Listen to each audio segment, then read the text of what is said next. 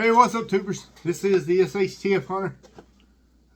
Today's video is kind of, in a way, a video response to Vortex Nation.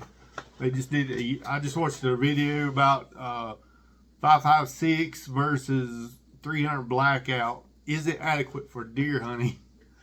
I have killed deer with both of these cartridges, and I thought I'd talk about that and let you know what I think. I'm still got mixed feelings about the whole thing, but so yeah, I've killed deer with both cartridges, and I know other people who have killed deer with both cartridges. A lot of people in my area are using 300 Blackout as a youth rifle because the M4 stock collapses. It makes it easier for kids to use because you can collapse the stock, and 300 Blackout is legal here in the state of Virginia to use. So yeah, like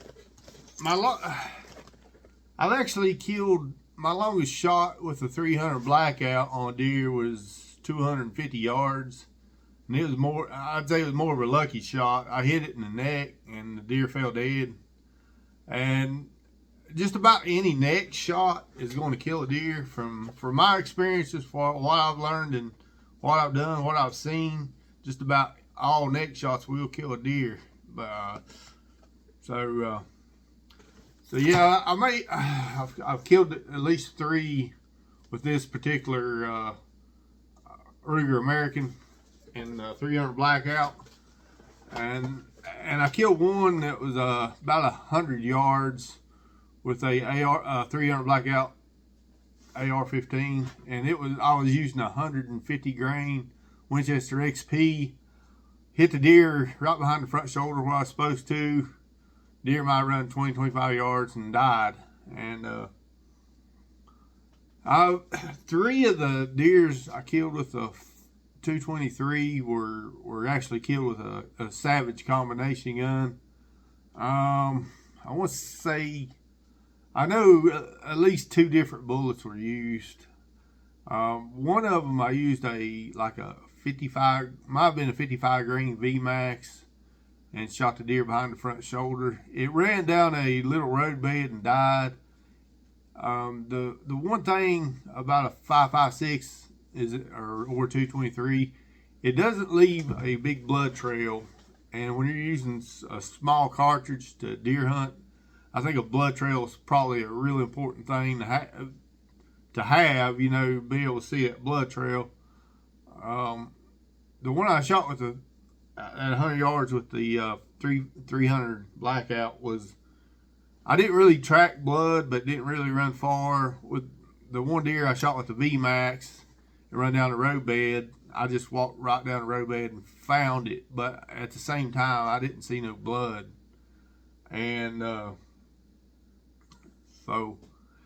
and there was another one I shot with the 223 that I shot in the neck. And it was actually the same time I shot the one with the VMAX. Shot it in the neck. Deer dropped immediately. And so with the 300 Blackout, I shot the one in the neck. I shot one behind the front shoulder. I may have mislicked and hit one in the spine one time with it, and if you hit one of the spine, it paralyzes them. A lot of times you have to finish them off. That was an accident. It was 50 yards, and I didn't figure on the bullet, the bullet rise at that distance. So see, I think it was another one okay. Anyway. And the furthest one I shot with a 5.56 was actually with this gun right here. It was with a 75 grain match bullet. I aimed behind the front shoulder. I hit exactly where I was aiming, and the deer fell. It was a 200 yard shot. I thought it was going to die right there, but it didn't. It fell, kicked, jumped up, and took off running.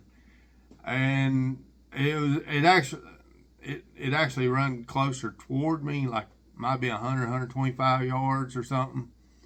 And with the LPBO and the foregrip, I was actually fired. The second shot was actually offhand, and I fired the second shot.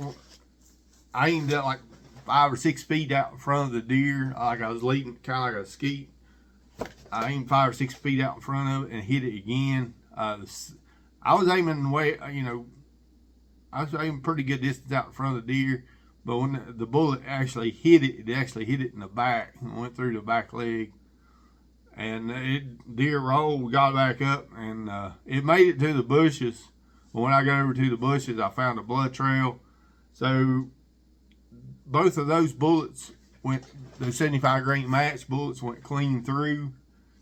And so it left me a blood trail to find that deer. And it's pretty good amount of blood. So yeah, I recovered that one. And but so yeah, I think at close ranges, I say 300 Blackout's probably the better cartridge because it's more bullet mass. One thing I've learned, you can shoot up ballistic gel all you want to, but until a bullet, you don't know what a bullet's going to do until it hits bone. There ain't no bone in that ballistic gel, and the 300 Blackout just leaves bigger holes, close ranges. And if you use heavier bullets, you probably got a better chance at getting an exit wound with probably under 100 yards, So, yeah, both of them are adequate for deer hunting. They're just not recommended. So I guess the winner of this contest is probably 6'5" Grendel. Anyway, this is the SHTF Hunter. I'm out.